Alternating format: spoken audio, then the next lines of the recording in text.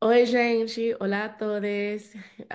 Bonsoir, bonjour, tout le monde. Salut. Hey, everybody. Jamila here, founder and executive director of Jami Linguist, and I am excited to share not just a member of our team, but a founder and leader of her own organization that we work and would love to do more, work closely with, Find Africa. So today we will be sharing some information about Find Africa. Annie Carvalho. She is a lead linguist with Jami, but she is also doing a lot of work across the continent of Africa. And Annie is a multilingual consultant and a gender equity and equality specialist working across the continent of Africa and globally. And we are going to dive into some of her work with Find Africa. She's currently based in the Democratic Republic of Congo as well. And we're just going to hear a lot about the work that she's doing and see how this work intersects with Jami, but also how we can all be supportive of what Ani is doing. Ani, Hello. hello, hello. Olá a todos. Bonjour, bonjour. ¿Cómo vamos? So yes, like you said, I am Annie Selena, but best known by Nona or Annie, which is easier somehow. I'm from South Tome and Principe, based currently in the Democratic Republic of Congo, Kinshasa, the capital. A traveler of the world, definitely a Black African woman. I'm very proud of it. I'm a mother of two babies. I'm a married woman. And I have a lot of aspirations as a mother, as an individual, as a woman, a Black woman, and a traveler, definitely. And like you said, Jamila, Find Africa. I think this is the big thing that we should be talking about, definitely. Well, it's a platform where we share findings of Africa as an attempt to decolonize the African minds, and retake this ownership of our origins. A Mhm. platform to really inspire young people mostly to come together and debate about current issues, to understand where we come from, to understand where we're going together, and to tell them this is where we belong. So let's work on it, let's develop it so we stay here. So it's an attempt to combat immigration somehow to the Mhm. West Mhm. world, so we can retake and actually we can keep our our skills in the continent to develop Mhm. it. So Mhm. if we do not um if we do not get to tell people about our origins, there's definitely no way for us to keep people from like leaving the continent and giving the skills elsewhere. Okay. So you would say a core purpose of Find Africa is really to be able to re-engage youth and continental African peoples to be able to utilize their skills and their knowledge to stay present in the continent. Definitely. Yeah. Yeah. What are Def- some of the things that you well, tell me more. You said you wanted to combat migration and immigration. I'm curious about what is your migration story? Like, where were you born, raised? Where have you lived? Where do you live now? Yeah, long story. Well, I was born, like I said, in the island of Sao Tome, of the country of Sao Tome and Principe, West Mhm, Africa, mhm, economically known by Central Africa, which, I'm against that somehow. I was raised there. I went to school there. My family is there, and I left the country when I was 18, seeking further education because at that time we didn't have much mhm, university things happening, so we had to find further education somewhere else. So we chose the UK because I had a friend over and my auntie was also there, so I migrated to the UK, to London specifically. And that's where I lived my whole adult life, in and out of the country. So meaning mhm, that I was traveling to so many places, I was working so many places, but that would be the place that I would come back to because my sisters are there. So on that note, like I went to work in India, in Nicaragua, in Romania, in Morocco, Mm-hmm. Qatar, Costa Rica. So, and then traveled to so many places that I think I've totalized maybe 57 countries right now. Mm-hmm. Yeah, quite a lot, quite a lot. That that Yep. is you keep going. You might get to just about half. I think there are about 192 or so, give or take, Yeah, countries in the world. almost half that. Yep. So yeah, it seems like you're surpassing a quarter so far, 25% of Yes. the world. Yeah. Looking to do the whole world, looking to do the whole continent of Africa, to be honest. Yes. That's the goal, but it's really Okay. hard, as you know, to travel in the continent is really hard. Why is it hard to travel in the continent? One, because tickets are so expensive. There are Mm, not many connections out there for you to connect flights from one place to another. So you have to mm, go around so many places to come back to your neighbor. So let's say mm, I'm in Congo right now, I'm in Kinshasa, and I want to go to, let's say, to Goma. Yeah, it's mhm, in the east part of the DRC. I have to go all the way to Addis Ababa in Ethiopia and come down to Goma mhm, just mhm, because it's cheaper and that's the connection that's working. mhm, This is where we're missing. That's the first one. The second one, visa issues. There is no a common passport, and mhm. the countries are really afraid to open up their borders to one Okay. another. So it's really expensive to apply for visa. It's really bureaucratic, takes time, takes energy, takes sweating and paying money for people to actually, help you out. So a lot Mhm, of people don't do it. And the third one is just the time. I think is the time and the will. People don't have the will. Who wants to discover a country that you heard people are eating people? Do you understand? So the narrative that's being told in the continent is that mhm, my neighbor is worse than me. My mhm, neighbor is doing things right. My neighbor probably eating, people. My neighbor speaks a language that I can understand them.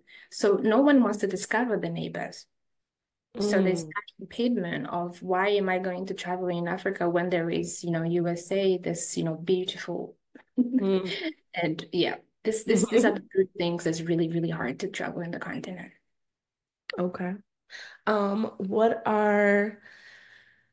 What are some of you found it what you found it Find Africa, and you said because you wanted to be able to raise more awareness around the origins. What are some of the things that you think people inside of Africa, not just outside of Africa, because I know there's a lot of things we all don't know about and are misinformed and lied to, lied to about when it comes to understanding the truth of the origins and the present realities of Africa.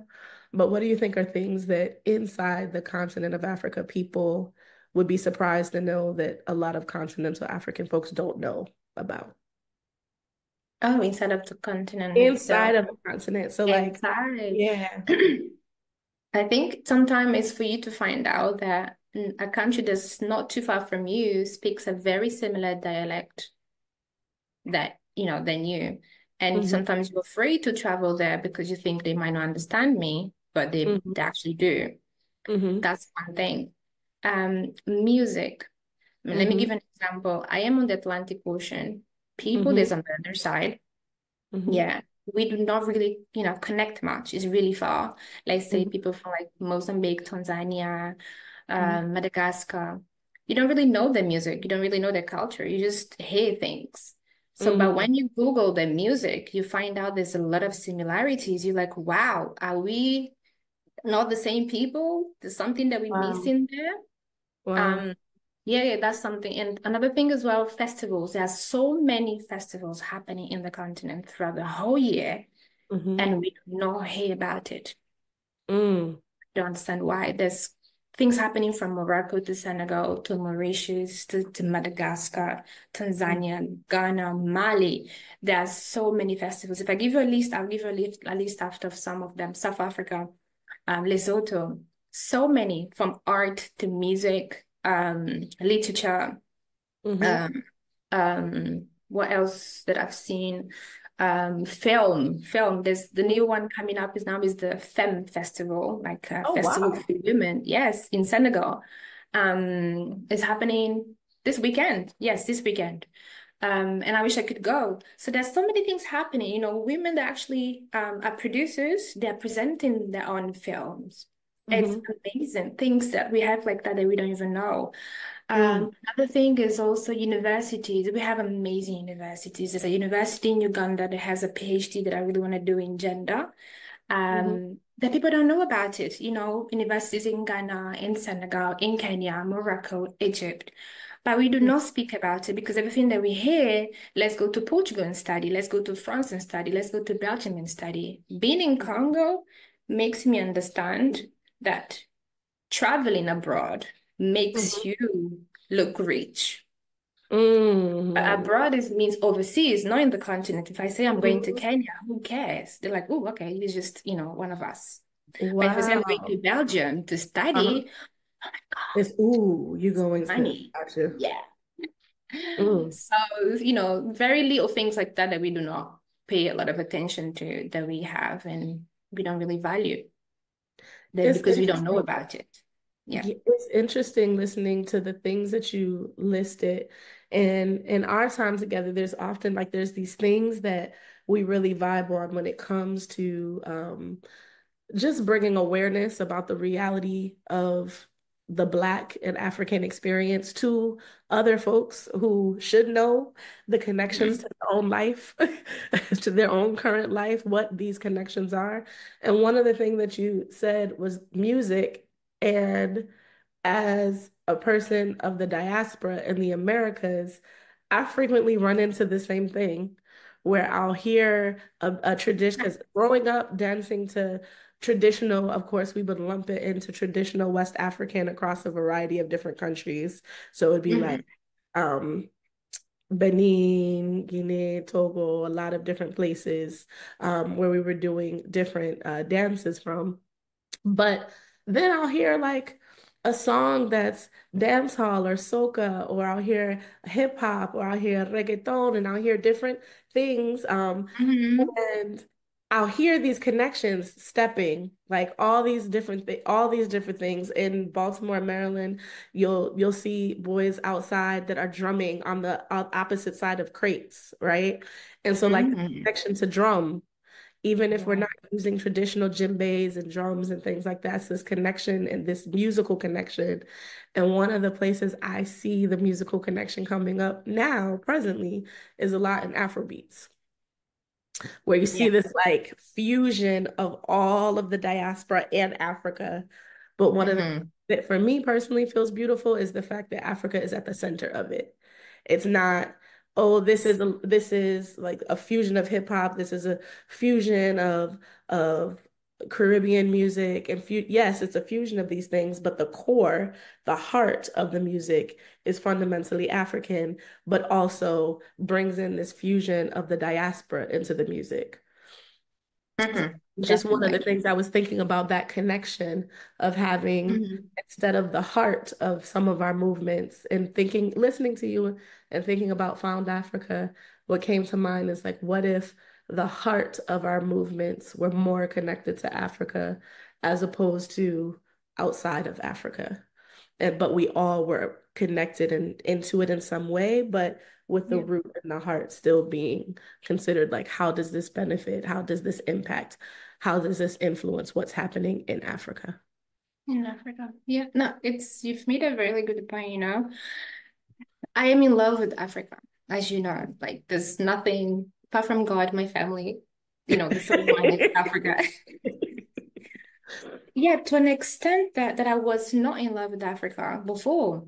But Hmm. why? Because I was not taught about my own people, my own origins, my own Hmm. history. And you just believe that what is out there is better than what you have. It makes Hmm. me really sad. I'm getting emotional because I see so many people giving such bad comments about, you know, why did you come to Congo? Because I was in the UK before coming here, like coming here Hmm. with my family, moving to Congo. People are like, Hmm. why are you going to Congo? You want to die? You want to get malaria? You want to starve?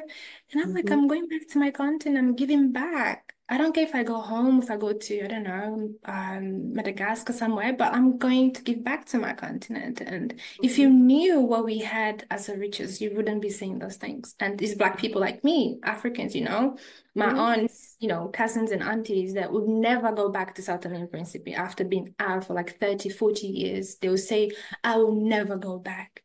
It really Mhm. saddens me. But taking your point, yeah, I think there is a very big disconnection between the diaspora and Mhm. the continent. Mhm. We've spoke about that before. We've had conversations about that. Um, because I think a lot of people in the continent doesn't know there is a big diaspora. Yeah. Mhm. That is out there. Like you said, in Panama, the whole of Latin America. I'm not even going to, name Mhm. countries All from of the Brazil Americas, to period. the Americas, Period. exactly. From the bottom, Period. Argentina, Brazil going up there. Yes, all of Mhm. it. Caribbean, everything. Um, Caribbeans and everything. If you go to Belize, people are black. If I say to someone here, people in Belize are black, they're like, huh? Oh, I thought they were white. So there is this big disconnection of what happened, when it happened, who is there now, why is that? There is a dance in Panama, Colombia, in Paraguay, if I'm not wrong, that is similar to a dance that we have in my country. Oh, really? What's the Yes. dance in your country that's similar to the? We call it danza de Congo. Ah, yes. Ah, yes. Yes. But in Congo, I was not able to find the dance yet. So I'm still struggling to find it. But because it's named that, I'm sure it came from here somewhere. Yes. But that's what I'm There's saying. an This entire connection, community and yeah, language yeah, it's named all Congo. over the place. Like from Cuba, I'm sure there's stuff as well. But we're Mhm. so disconnected somehow because we do not know. And this is the purpose of Find Africa. Understanding what is out there, exposing it, showing to people, this is what we have. Please, let's listen, let's learn, let's read more, let's Mhm. understand because the next generations, they need to know better. We Mhm. cannot be, we cannot keep the same mistakes over and over again. I know some people will call me, Pan-Africanist, whatever. Yes, I am. Yeah, pretty Mhm. much. Because I Proud. believe in one continent. I believe Mhm. that, in one people. Obviously, no one language because we have so many of them. But we Mhm. have to be united, including the diaspora, that I'm Mhm. willing to find out more because more and more I've been posting about the diaspora because initially I was focused more in the continent, but I Mhm. was like, oh, there is a diaspora out there. Let's focus on them as well. So, Mhm. bringing that side to Find Africa as well, so people get to know what is out there that belongs, Mhm. to also to the continent somehow. Yeah. It's interesting when you said bringing in the diaspora because obviously, on one side, I think of myself as a person that was born and raised outside of the continent of Africa with no known connection to a grandparent or parent or relative that was born inside the continent of Africa. But Yeah. also, the diaspora is not just something that happened centuries ago. The diaspora is constantly evolving and expanding. And there are people who were born and raised in Africa who are part of the diaspora, who are living Mhm. across the world, who do know where their parent and their grandparent is from, right? Who were born in the continent of Africa, but are living and being raised and growing in other places outside of the continent of Africa. So I think it's exciting that the diaspora and Find Africa is coming together. Yeah. Yeah. Um, so I'm curious, there's a lot of things that like there's the positive and then there are the things that people view as negative, but overwhelmingly, I think there's a lack of understanding and around there's just a lack of enough talk about what's happening to and in Africa. What do you think are some of in current right now are things that people across the world in Africa, outside of Africa should know about what's happening, whether it's in Congo, whether it's in Morocco, the places in Kenya, the places that you are connected to where you've lived or spent time or have friends and colleagues, what are things that come to mind that you think people should be aware of that's happening in different places in the continent of Africa right now? What's happening across the continent? I think one of it's always elections. There Hmm. is a problem with elections in the continent for some reason. Doesn't work. I think we have adopted a system, democratic, that system does not work. It has Mm-hmm. not been working, and that's always posing a problem. So I think the most recent one is in Mozambique. Mm-hmm. The opposition is being silenced. There's been riots, and I don't think the news is coming out Mm-hmm. enough for people to actually hear about that. Obviously, Congo, it's always current, it's always there, it's always present. The genocide, the mass genocide happening here, it has no end if we definitely do not do something um urgently. There's a lot of people that's been displaced. There's a lot of refugees. There's so many kids being killed, being raped, women are not safe. Um, it's one of those countries that you feel mostly unsafe. And I don't Mm-hmm. think it's fair for people to be living like that in your own country, that you do not feel safe, that you feel like if you're going now, something's going to happen to you. So Mm-hmm. it's definitely not fair. And obviously South Sudan, it's been called the biggest genocide of the latest years. Silence genocide, that's what's been happening there. We also have in the mines in Ghana, there's intoxicating people and killing people.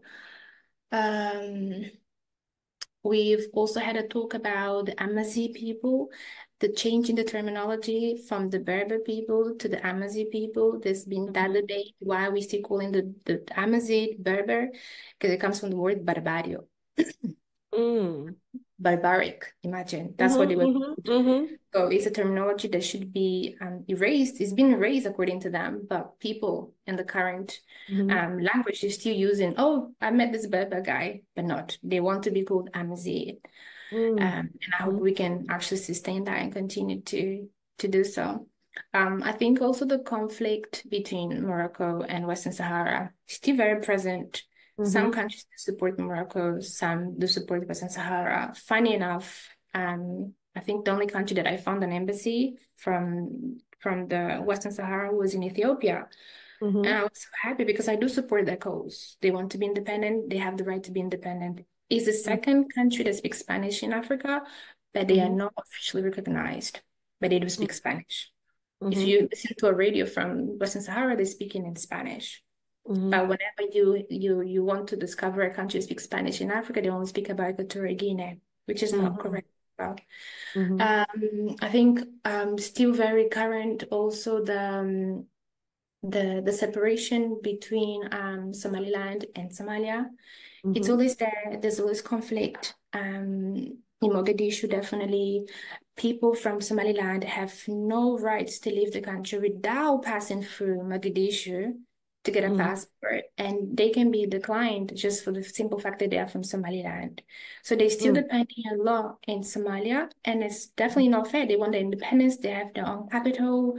They have their own government, and it's fair. It's fair. They were colonized, by the Italian and the British at the bottom, but it's a country, two different countries that do not function together.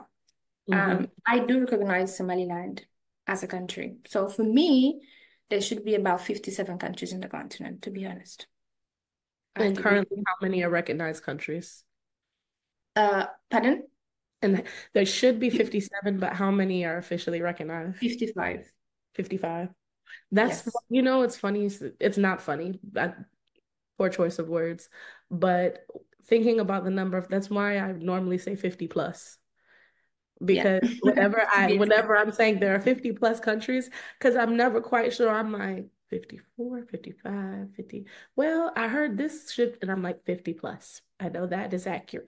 But it's So because of if you ever hear me refer to the number of countries in Africa now, you will know why I never name a specific number. I just say 50 plus. it's safer. It's safer.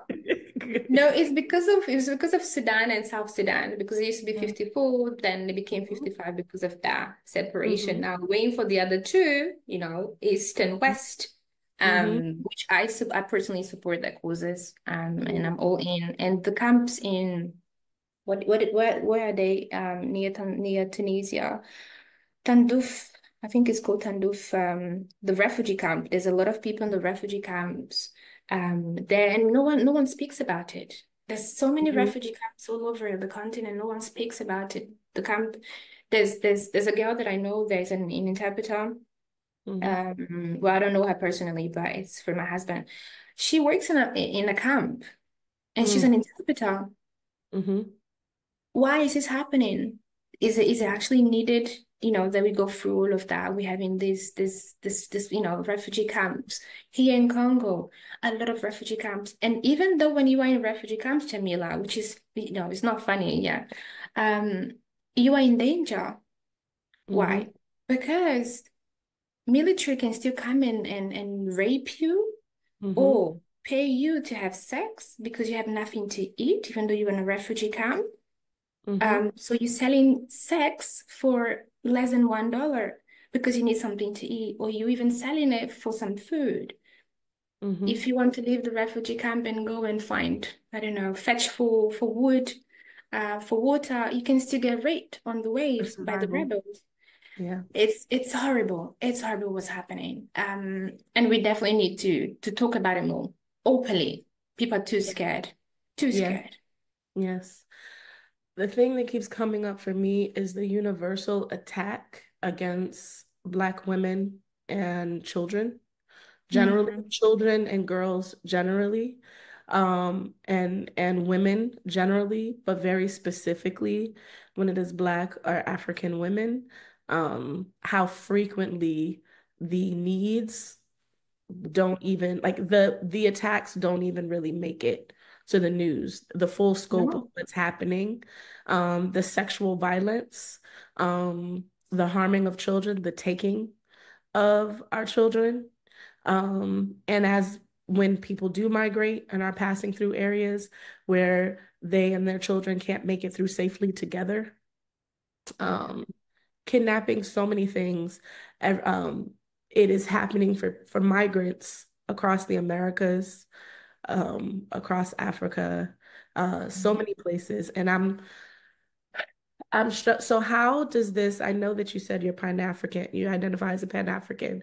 How does Black feminism or Pan-Africanism, um, and even also thinking about some of the most vulnerable populations, women, girls, queer folks, how does your work with Find Africa bring in the most marginalized and most vulnerable people being women, children, and also often LGBTQ plus folks. How does your work with Find Africa bring that in?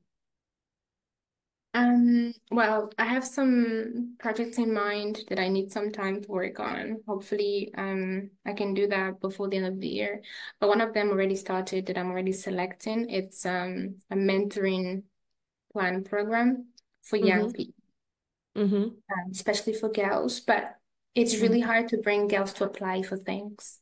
Um, Mm-hmm. they really don't see the opportunity all the time, or they feel discriminated, or don't feel like it's the place to apply. So you Mm-hmm. mostly see applications from boys coming through.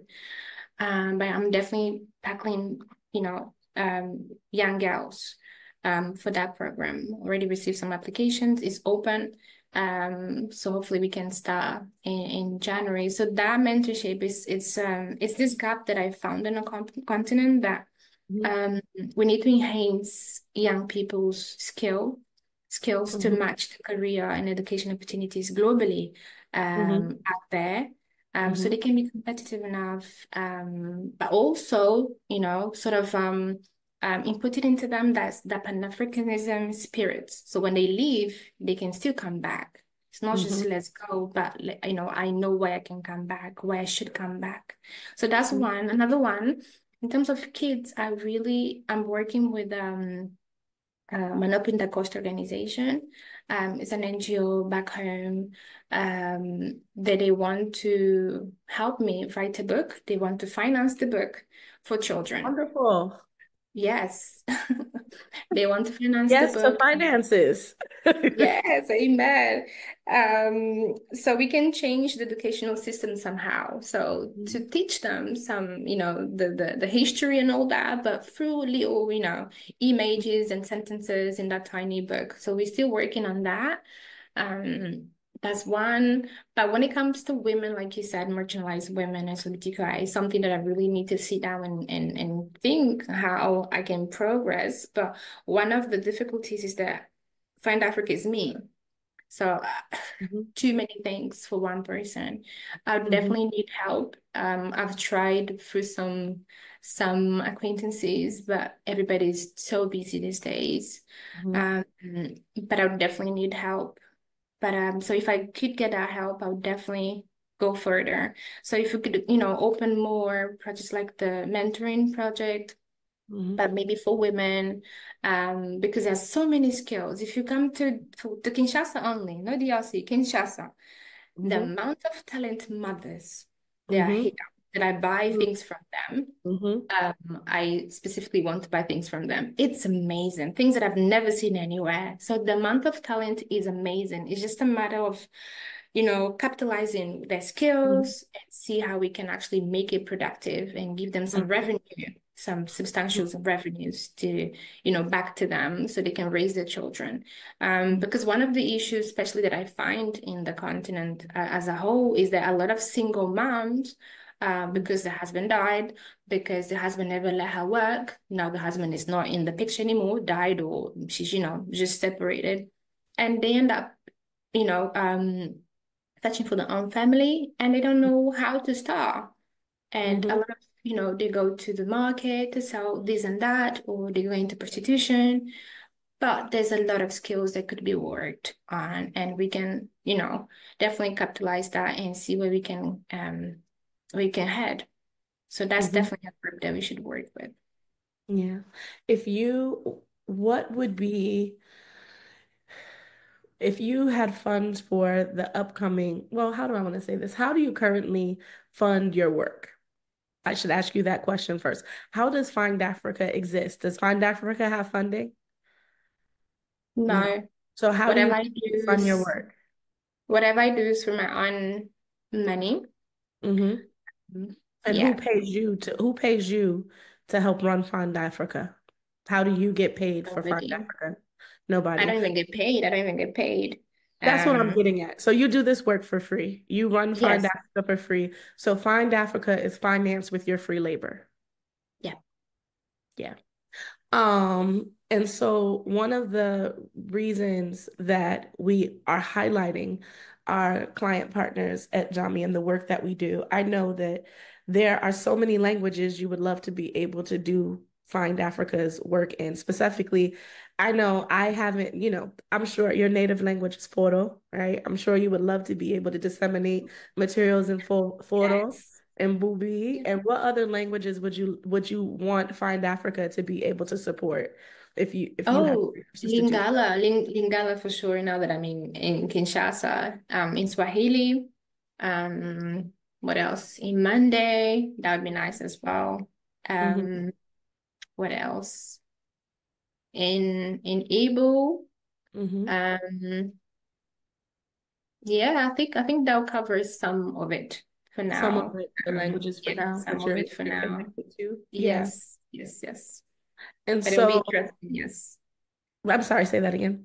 I said it'll be interesting, yes, to definitely diffuse the work in different languages. Yes. Yes.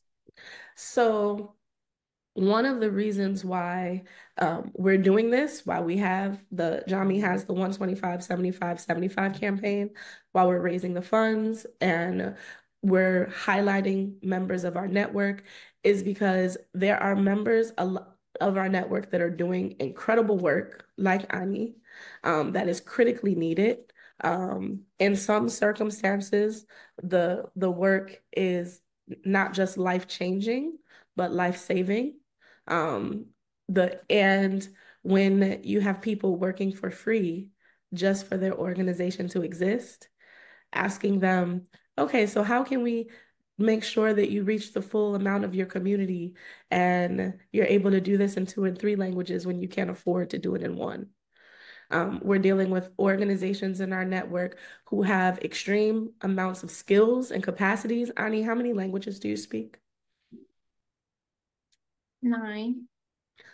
Your degrees? and a half. Mhm. I have a degree in international development and a master's in equality and gender in private and public spheres. So I'm gonna tell y'all right now, there is nowhere in the world. And if you find this person, please shout them out, show them. I would be hard pressed to find a white woman who's visited 57 plus countries, has that university degree, speaks 9 plus languages, who is not being paid to run something, who is not getting serious money to run something.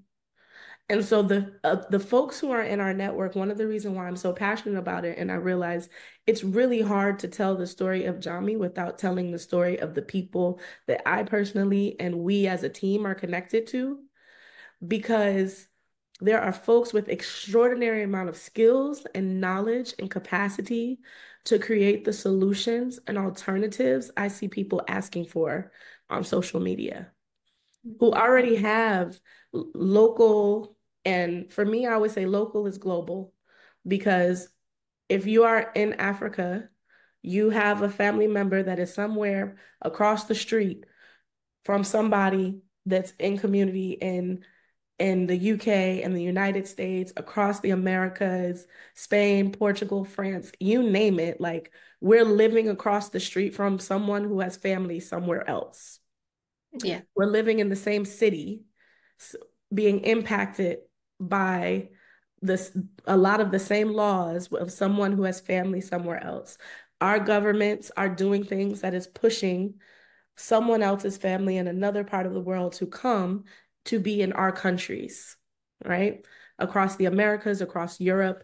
So local is global in my mind. And yet, these very specific local solutions that have a transnational lens, and Ani working across the continent of Africa is as transnational as it gets with all the many, many countries, right? Although yeah. people like to talk about Africa like it's a country, right? Like doing work in Africa is as transnational as it gets, right?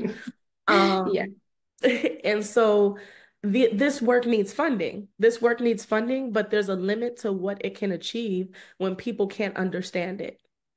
The work of Find Africa won't reach certain people in one language. It won't reach a lot of people in one language.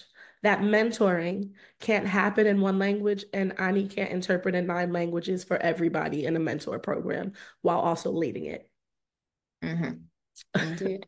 So Yeah. the reason why we have this campaign is so that we can increase our capacity to be able to provide affordable, accessible, multilingual consulting, operational and linguistic support to members of our network that are creating the solutions that help to co-create the world we know we all deserve.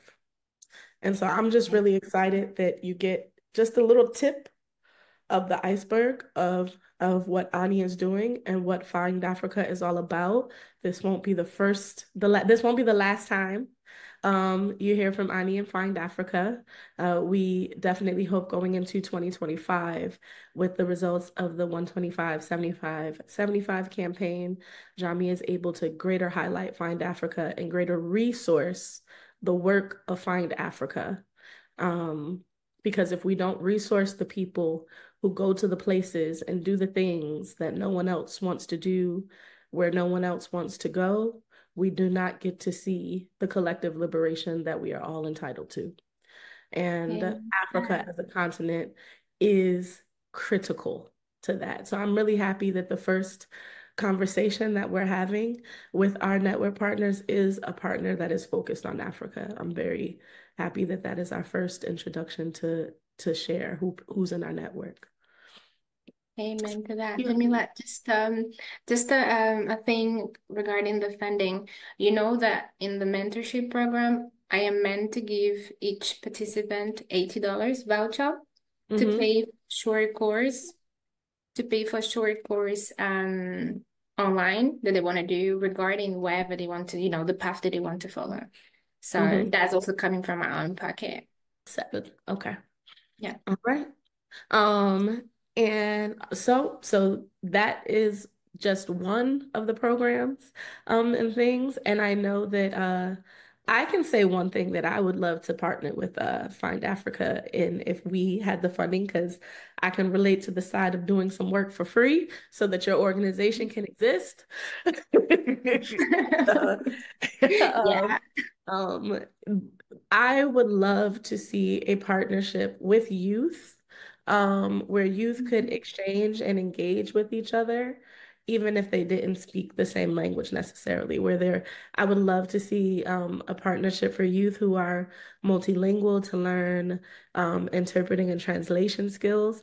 One of the things I think Mhm. about is we Mhm. will not be able to support and increase the available information in African languages if our youth don't have the skills to be able to support multilingual communication or to communicate in their indigenous native languages, right?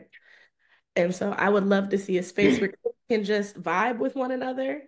And Mhm. whether it's music, whether it's kids just coming together and dancing together and enjoying each other, but then also learning about one another's realities and circumstances together, while also developing that workforce development. You know me, I'm always thinking about how can we get some more interpreters and translators trained? Right? Let's train them up from 15, 14, Right. 16. That's definitely part of the mentoring. That could be one section there. We can go into that in particular. That'd be amazing. I can see that Yeah, happening already. Yeah. yeah, yeah. Because I know there's a lot of youth that are sick of adult run spaces. And it would Mhm. be amazing to see what youth could come together and create for themselves. Yeah, Yes, yes. There's a lot of potential out here. A lot. A lot. a If lot. we just use the right tool. The right Yeah, tool. yeah. Yes.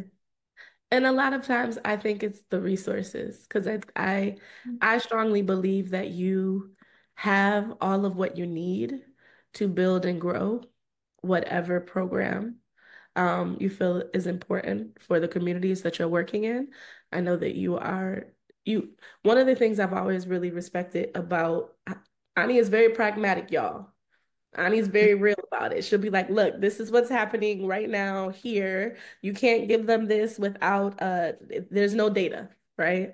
There's no internet access. How are you going to do that without internet access? Let's make sure that the internet and the data is cleared up. Then we can do all this other stuff, right? Yeah. Um, but just some of the fundamental base connectivity issues and Mhm. ways to get people to be able to be in share the same space to communicate is often one of the battles before you get to doing the programs. And Ani has an eye for all of that and often implements solutions in everything that she does to accommodate the pragmatic considerations that are needed to run a program in very complex um, circumstances on the ground. Yeah, yeah, definitely. And you're talking about data. Let's talk about phones, smartphones, or even Hmm. a laptop. I have a lot of people that come to me, young people, because I'm young, so they do relate You to me are. whenever they You see are me. young. Yeah, whenever they see me at work, so they relate to me. Okay, somebody that's young, let's talk to her.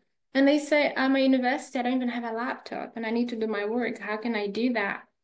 And I wish I could just say, come to my house and use my laptop. Obviously, I can't do that, but just to see that very things that you think that might not be like, oh, a big thing, a phone or a laptop, they don't even have it. Hmm. So how can we really facilitate that conversation, that communication without those resources first, and then data, and obviously then the space for them to actually do that? When I talk about space, I talk about maybe, I don't know, an office, a house, enough lights, Hmm. electricity, big issue. Hmm. Power. I can have a power cut any second. Luckily, we're in good hands today. So it can happen any second. So these are the things that we really have to tackle Hmm. if we really want to bridge the conversations and communication between there and here, or And, even inside of here. and I just want to name something for folks who are watching this. Ani is based in the Congo right now.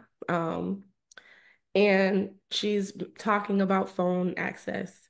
where she is currently based right now, the resources and the minerals that are available, a lot of the conflict that we're talking about are the raw materials and resources that power our phones. So we're Hmm. literally talking about, and I think this is a good specific example of a situation where resources are robbed from Africa, dispersed across the world outside of Africa, so that others, us, can have access to certain necessary tools for communication, for education. Um, Hmm. but the people in the places with the resources don't have the same access to the very things that would only be possible if you use the resources that are present in their community. It's not even the same access, Jamila. They have no access. They have no access. And it's a shame. And those that have access is to go and work, and they've been Mhm. exploited.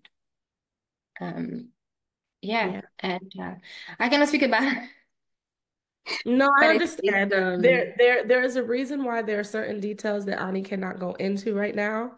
For and because she is doing work with an international organization. And for that reason, there are some things that she cannot speak to right now. However, just anyone watching this right now, just keep that in mind. If you are located pretty much anywhere in the world outside of Africa, and you are feeling comfort with your phone, with technology, so many different things. Um, there is a direct connection to something that's being literally raped and pillaged from the continent of Africa that makes it possible for us to have those things. yeah, This is not um, about hundreds of years ago, something that happened. This is not about what used to be imperialism, or it is about an active, ongoing pillaging of the continent of Africa and dispersing those resources across the world. And let's just be real, I'm a Black person in the Americas. The shit is not dispersed equitably here. Right? It is not dispersed equitably. We don't all get equal access to technology. There are digital divides in places where kids in the US don't have laptops, don't have computers, and those kids are overwhelmingly Black and poor. yeah. So, That's difference, yes. so it is all connected. Our liberation Mhm. will be connected because our oppression is connected. That's Um, correct. but thank you, Ani. Again, we could keep going and going on this. There are so many things. Again, this won't be the last conversation. If you are watching this, please go to givebutter.com/translate the movement and make a donation. If you can donate $75, that will help us towards our goal of spreading the word, so that 125,000 people donate $75 between up until January 3rd of 2025. If you are not able to donate 75, 25, 10, 15, whatever you're able, give what you can. And the one thing we know everyone can do is spread the word. So please let folks know about this campaign.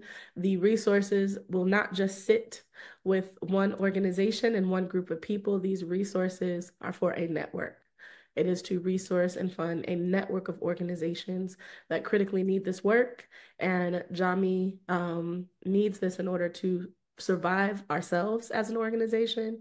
And we cannot support the people in our community at the level that we are capable without your assistance. So thank you.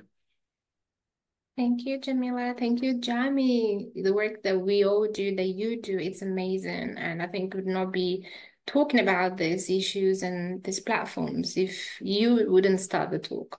So thank you for the work that you do and for the solidarity that you bring to the community. It's needed and important.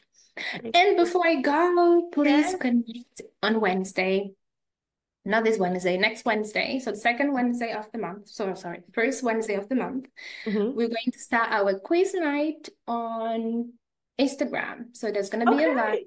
every Wednesday Okay. for an African quiz. So connect and let's test your knowledge.